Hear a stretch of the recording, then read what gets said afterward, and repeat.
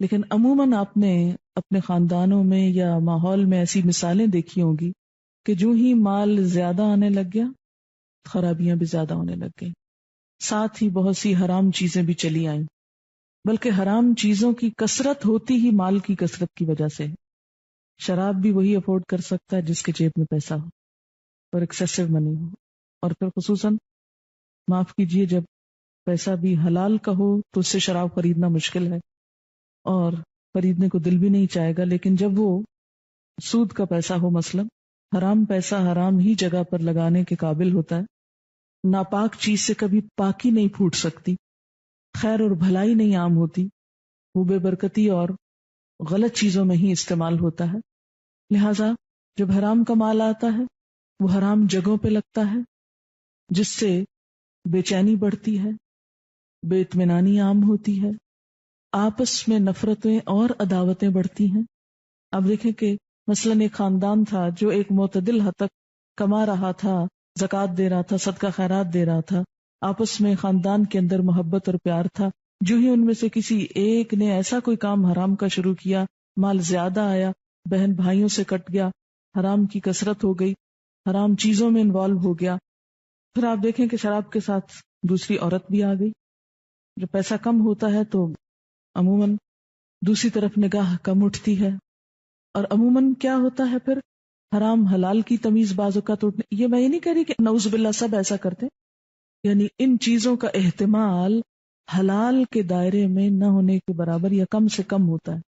یہ چیزیں یعنی ایک حرام بہت سے حرام اور غلط کاموں کو جنم دینے کا سبب بنتا ہے۔ تو جتنا مال بڑھتا جاتا ہے تو ہوس بڑھتی جاتی، اتنا ہو گیا اب اتنا اور ہو جائے، اتنا اور ہو جائے، ساری توجہ صرف اس کے اکٹھا کرنے پر، وہی پاگل پن ہو جاتا ہے۔ باولا شخص جسے اپنی کیئر بھول جاتا ہے، بال بچوں کی بھول جاتا ہے، اسی طرح حرام کے ذرائع سے بہت مال اکٹھا کرنے والے خود اپنی ذات کی، اپنی بیوی، اپنے بچوں، اپنے خاندان، ان تمام سے غافل ہو جاتے ہیں۔ وہ سمجھتے ہیں ہم نے مال دے دیا، پیسہ دے دیا، اب یہ محبت کے بھی بدل ہو گیا اور باقی سب چیزیں بھی اسی سے پوری ہو جائیں گی۔ تو وہ جو انسان کو انسان سے محبت اور ہمدردی اور شفقت ملتی ہے، اس کی جگہ مال سے پوری کرنے کی کوشش کی، جو بالکل ہی الٹ ہو گیا سب کچھ۔ پھر آپ دیکھیں کہ حرام کے مال سے جو صدقہ دیا وہ قبول نہیں، اگر وراثت میں چھوڑا تو جہنم کا توشہ لے کے مرا انسان۔ تو حلال کا اثر نسلوں تک جاتا ہے، اسی طرح حرام کا اثر بھی نسلوں تک جاتا ہے، نسلیں متاثر ہونے لگتی ہیں اس سے۔ تو بات میں یہ کر رہی تھی کہ جب مال ایک جگہ جمع ہو جاتا ہے تو اس سے خرابی ہونے لگتی ہے بہت سی۔ پھر آپ یہ بھی دیکھیے ساتھ کہ مثلاً آپ کھانا کھاتے ہی چلے جائیں اور جو ویسٹ ہے اس کا وہ جسم سے باہر نہ آئے تو کیا ہوگا؟ کوئی ایسا مریض کہ جو صرف کھائے اور اس کا سسٹم کام نہ کرے کہ جس سے اس کے ویسٹ مادے باہر جا سکیں، ایسے شخص کی تکلیف اور مصیبت کا آپ اندازہ کر سکتے ہیں۔ بالکل اسی طرح اگر ایک شخص صرف مال حاصل کر رہا ہے اور اسے خرچ نہیں کر رہا، دوسرے کی ضرورت پہ نہیں دے رہا، نکال نہیں رہا، تو اسی وجہ سے ہم دیکھتے ہیں کہ جو نبی صلی اللہ علیہ وسلم کو معراج کے موقع پہ دکھائے گئے کہ سود خاروں کے پیٹ بہت بڑے بڑے، کیونکہ وہ صرف مال ڈال رہے ہیں، کھینچ رہے ہیں، روپے سے روپیہ بڑھا رہے ہیں اور آگے نہیں دے رہے، اور اس کو کھانے کے لیے پھر کون آئے؟ سانپ ڈالے گئے۔ اس کے برعکس جو شخص مال کو حلال طریقے سے کمائے، اپنی ذات پر بھی خرچ کرے، دوسروں پر بھی خرچ کرے، اور فرض کے علاوہ، صدقات کے علاوہ مقروض کو قرض بھی دے، اور اگر مقروض قرض واپس نہ کر سکے تو اس کو صدقہ کر دے، اس کا کیا اجر ہے، کیا جزا ہے؟ حضرت ابو قتادہ فرماتے ہیں کہ جس شخص کو یہ بات محبوب ہو کہ اللہ تعالیٰ اسے قیامت کے دن کی سختیوں سے نجات دے، اسے چاہیے کہ تنگ دست کو مہلت دے یا اسے معاف کر دے۔ صحیح مسلم کی روایت۔ آپ صلی اللہ علیہ وسلم نے فرمایا کہ جس شخص کے ذمے کسی کا قرض ہو اور مقروض ادائیگی میں تاخیر کرے تو قرض خواہ کے لیے ہر دن کے عوض صدقہ ہے۔ آپ صلی اللہ علیہ وسلم نے فرمایا جو شخص کسی تنگ دست کو مہلت دے یا معاف کر دے، قیامت کے دن اللہ اسے اپنے سائے میں جگہ دے گا۔ صحیح مسلم کی روایت۔ اور اسی طرح اگر مقروض جو ہے تنگ دست ہو یا قرض خواہ زیادہ ہو تو اسلامی عدالت قرض خواہ یا قرض خواہوں سے مہلت دلوائے یا قرض کا کچھ حصہ معاف کرائے گی.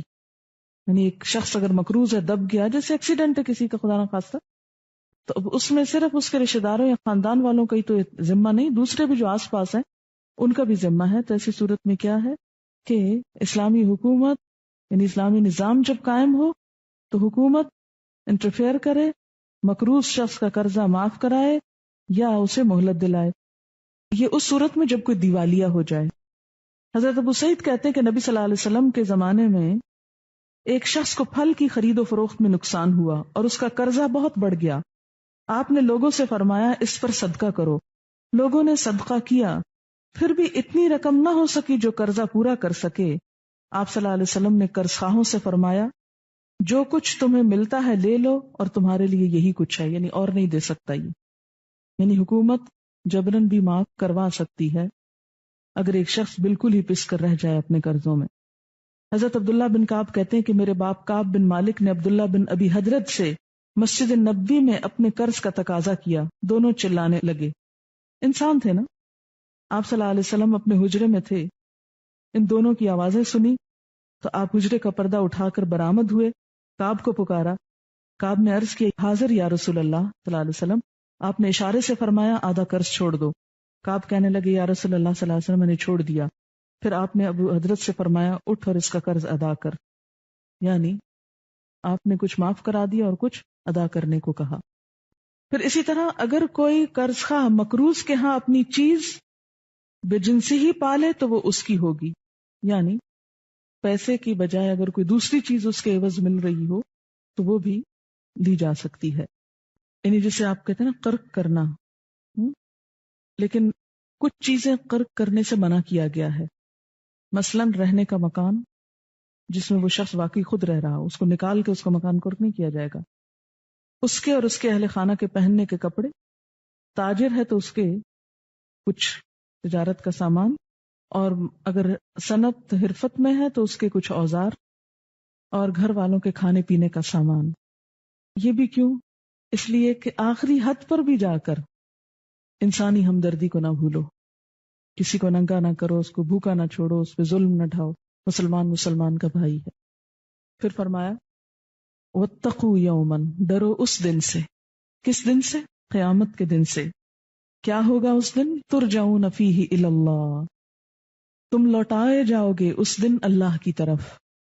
یعنی یہ سود وہی چھوڑ سکتا ہے جس کو آخرت کی طرف واپسی کا اندیشہ ہو، جس کے دل میں آخرت کا خوف ہو، فکر ہو. کب تک دنیا میں یہ عیش و عشرت کرتے رہو گے؟ کب تک تمہیں یہ سب کچھ حاصل رہے گا؟ اس دن کا بھی سوچو. ترجعون فیہ الی اللہ، جس میں تم اللہ کی طرف لوٹائے جاؤ گے.